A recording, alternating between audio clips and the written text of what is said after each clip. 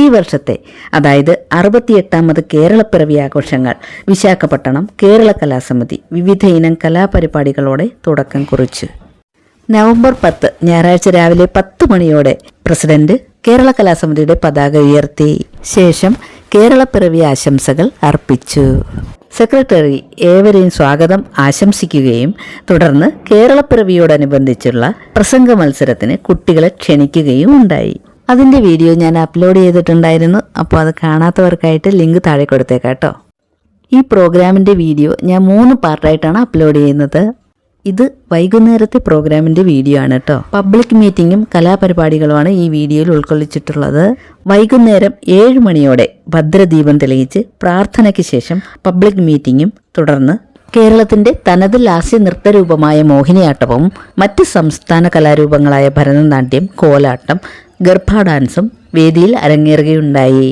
കലാപരിപാടികൾക്ക് ശേഷം കാഥികൻ ശ്രീ ഇടക്കൊച്ചി സലിംകുമാറും സംഘവും അവതരിപ്പിച്ച സ്വർഗത്തിൽ നിന്നൊരു വാട്സപ്പ് എന്ന കഥാപ്രസംഗവും ഉണ്ടായിരുന്നു.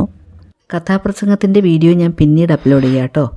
അപ്പോൾ ഈ വീഡിയോ കണ്ടുകൊണ്ടിരിക്കുന്ന കൂട്ടുകാർ മറക്കാതെ ഒന്ന് ലൈക്ക് ചെയ്തേക്കണേ. അതുപോലെ ആദ്യമായിട്ട് കാണുന്നവരാരെങ്കിലും ഉണ്ടെങ്കിൽ സബ്സ്ക്രൈബ് ചെയ്തൊന്ന് കൂട്ടാക്കാനും മറന്നു പോകരുത്. അതിമനോഹരമായ ഈ വീഡിയോ നമുക്ക് തുടർന്ന് കാണാം.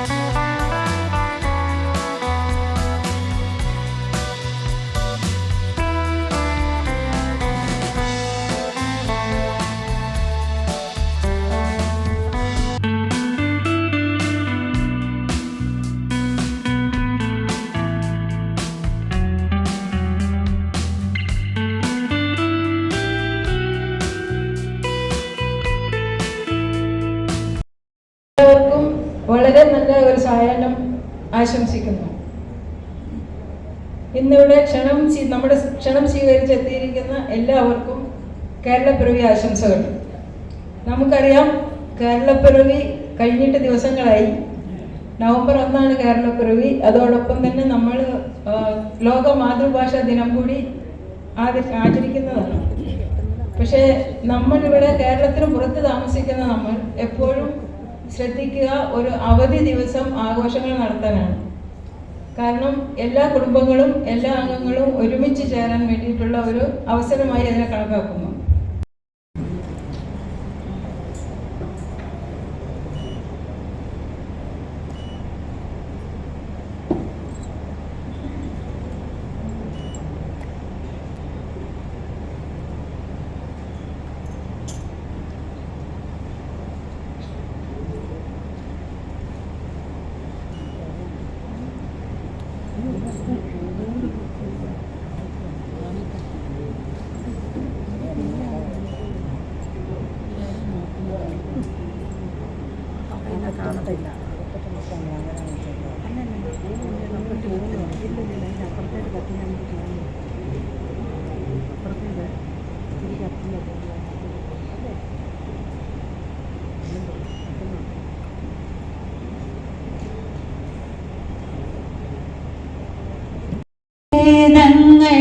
ില്ലാതെ എന്നും മാനവ സ്നേഹത്തിൻ ദീപം കൊളുത്തി കാലത്തിനൊരു പൂപ്പന്തലായി നിൽക്കുമി കേരള കലാസമിതി വളരണം നാൾക്കുനാൾ.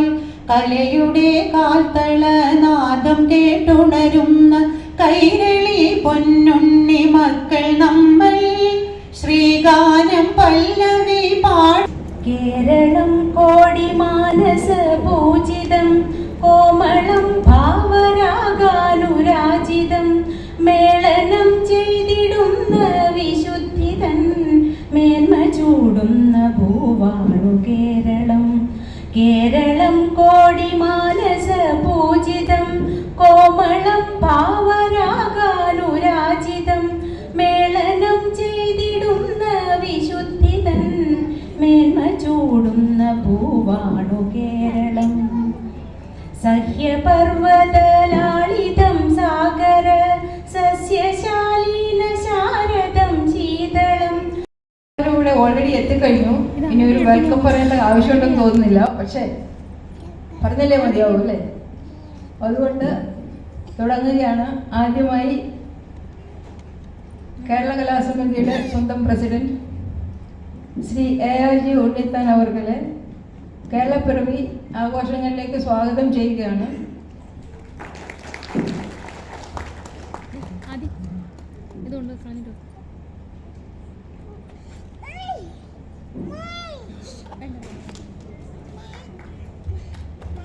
അടുത്തതായി കേരള കലാസമിതി ട്രഷറർ ശ്രീ KK സുരേഷ് അവർക്ക് സ്വാഗതം.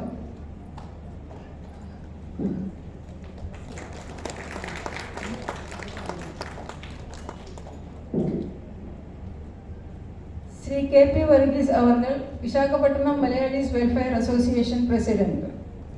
Welcome sir.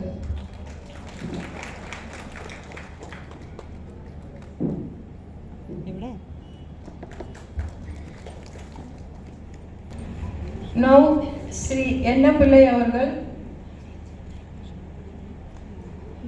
പ്രസന്റ് കമ്മിറ്റിയുടെ അഡ്വൈസറാണ്, എക്സ് പ്രസിഡന്റാണ്, ഓൾ ഇന്ത്യ മലയാളി അസോസിയേഷൻ്റെ ആന്ധ്ര ഘടകം പ്രസിഡന്റാണ്, ഇപ്പോൾ ലോക കേരള സഭ മെമ്പർ. വെൽക്കം.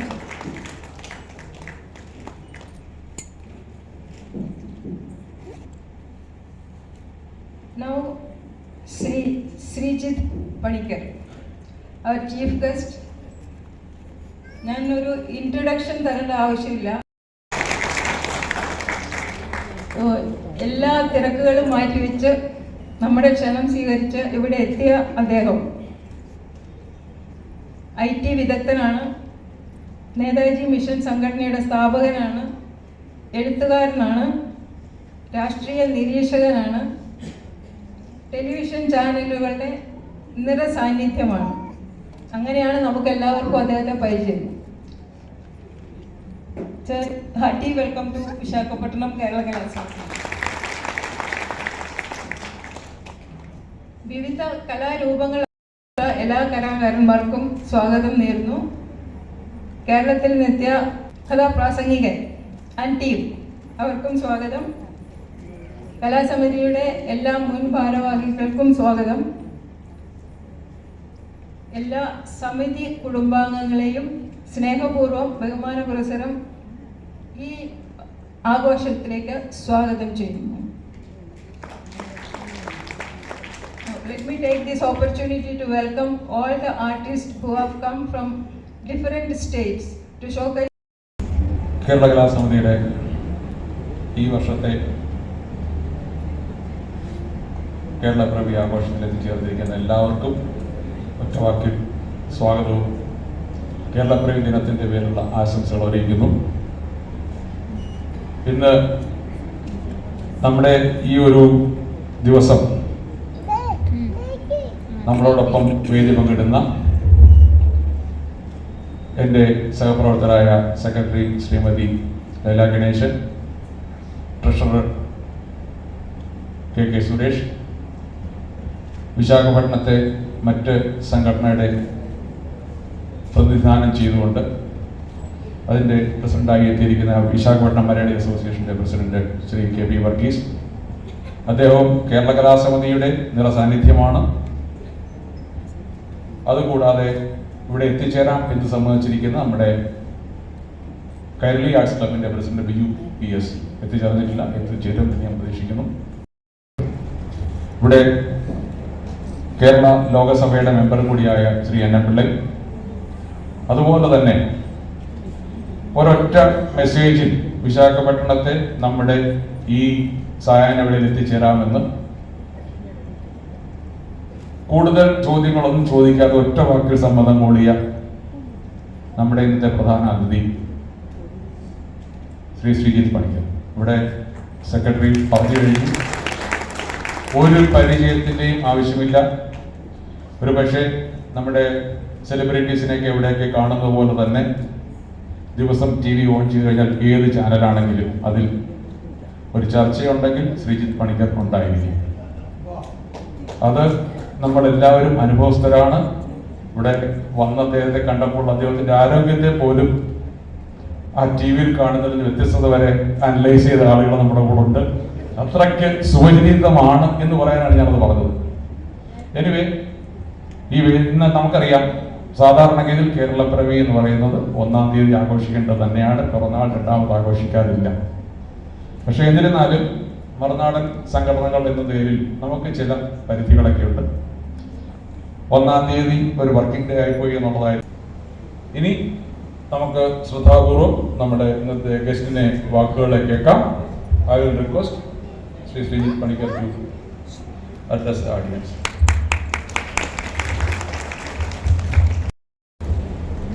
വേദിയിലും സദസ്സിലുമുള്ള ബഹുമാന്യർ, എൻ്റെ ആദ്യത്തെ വിശാഖപട്ടണം സന്ദർശനമാണ്. അത് ഇങ്ങനെയുള്ള ഒരു വേളയിലാണ് എന്നത് വലിയ സന്തോഷം തരുന്ന കാര്യമാണ്. ഇന്നലെ വൈകുന്നേരം എത്തി.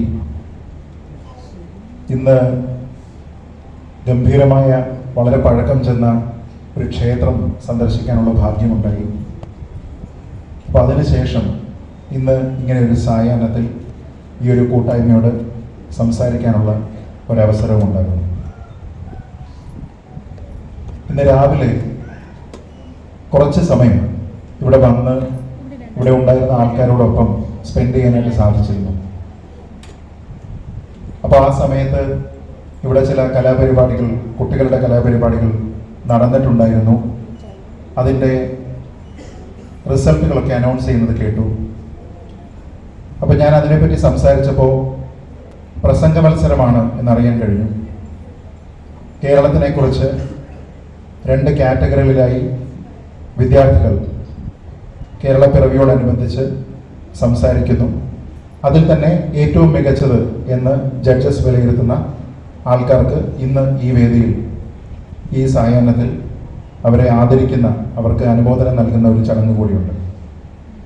പ്രസംഗ മത്സരങ്ങളോട് എല്ലാ കാലത്തും എനിക്ക് വലിയ താല്പര്യമാണ്. കാരണം ഞാനിങ്ങനെ സ്കൂളിൽ പഠിച്ചിരുന്ന സമയത്ത് അന്ന് ഈ ഡിബേറ്റ് കോമ്പറ്റീഷനുകളൊന്നുമില്ല. ഇന്ന് ഒരുപക്ഷെ ഡിബേറ്റ് കോമ്പറ്റീഷൻ, ഗ്രൂപ്പ് ഡിസ്കഷൻസ്, ഇങ്ങനത്തെ കാര്യങ്ങളൊക്കെ ഉണ്ട്. പക്ഷേ പണ്ടുണ്ടായിരുന്ന രണ്ട് ഐറ്റംസേ ഉള്ളൂ. ഒന്ന് പ്രസംഗ മത്സരമാണെങ്കിൽ മറ്റൊന്ന് ഉപന്യാസ രചനയാണ്. അപ്പോൾ ഈ രണ്ട് രംഗത്തും നിരവധി മത്സരങ്ങളിൽ പങ്കെടുക്കാൻ അവസരമുണ്ടായിട്ടുണ്ട്. വേദിയിലും സദസ്സിലും ഇരിക്കുന്ന എല്ലാ പ്രിയപ്പെട്ടവർക്കും നമസ്കാരം. ഒരു വലിയ പ്രസംഗം കഴിഞ്ഞാണ് ഞങ്ങൾ ആശംസകൾക്ക് വിളിച്ചത്. നല്ല സുന്ദരമായ ഒരു പെട്ടെന്ന് തീർന്നു പോയല്ലോ തോന്നി. കുറച്ചുകൂടെ ഒക്കെ പറയാമായിരുന്നു. അതുപോലെ കുഞ്ഞുങ്ങളുടെ ആ ഒരു ഫ്ലുവൻസി നിങ്ങൾ കേട്ട് കാണും. കുറച്ചുകൂടെ നമ്മുടെ കേരളപ്പിറവി ദിനമാകുമ്പോൾ കുറച്ചുകൂടെ മലയാളീകരിക്കാൻ, അല്ലെങ്കിൽ മലയാളത്തിൽ പ്രസംഗിക്കുന്ന കുട്ടികൾക്ക് ഗ്രേസ് മാർക്ക് കൊടുക്കാൻ അടുത്ത പ്രാവശ്യം ശ്രദ്ധിക്കണം. കാരണം മലയാളത്തിൽ തന്നെ കുട്ടികൾ പറഞ്ഞു പഠിക്കണം. അറിയുന്ന രീതിയിൽ മതി. പിന്നെ കേരളത്തെ പറ്റി, നമ്മുടെ കേരളത്തെ പറ്റി പ്രത്യേകിച്ചൊന്നും പറയണ്ട. എന്നാലും ദൈവത്തിൻ്റെ നാടെന്ന് പറയുമ്പോൾ ചിലർക്കൊക്കെ ഇപ്പം പുച്ഛമായിരിക്കണം. ദൈവത്തിൻ്റെ നാട് തികച്ചും ദൈവത്തിൻ്റെ നാട് തന്നെ. ഇത്രയും നല്ലൊരു ഭൂപ്രകൃതി ഇന്ത്യയിൽ പല സ്ഥലങ്ങളും, ഒട്ടുമിക്ക എല്ലാ സ്ഥലങ്ങളിലും സഞ്ചരിച്ചിട്ടുള്ള വ്യക്തിയാണ് ഞാൻ. ഇപ്പോൾ കാശ്മീർ സ്വർഗമെന്നൊക്കെ ആൾക്കാർ പറയുന്നുണ്ട്. പക്ഷെ അതിനേക്കാളൊക്കെ സ്വർഗമാണ് കേരളം. ഇത്രയും നല്ല, ഈ കുട്ടികൾ പറഞ്ഞ പോലെ മലയും സമുദ്രവും സമതലവും കുന്നുകളും, നമ്മൾക്ക് എത്ര നദികൾ തന്നെ ഉണ്ട് കേരളത്തിൽ. ഇച്ചിരി ഒരു സ്ഥലത്ത്, ഒരു കുറഞ്ഞ സ്ഥലത്ത് 44 വലിയ നദികൾ, അതിൻ്റെ കൈവഴികളായ ചെറിയ പുഴകൾ, നീർച്ചോലകൾ, ഇതെല്ലാം എത്ര നല്ല സ്ഥലങ്ങളാണ്. പക്ഷെ നമുക്കൊരു പ്രശ്നം, ദൈവത്തിന്റെ നാട് സൃഷ്ടിച്ച്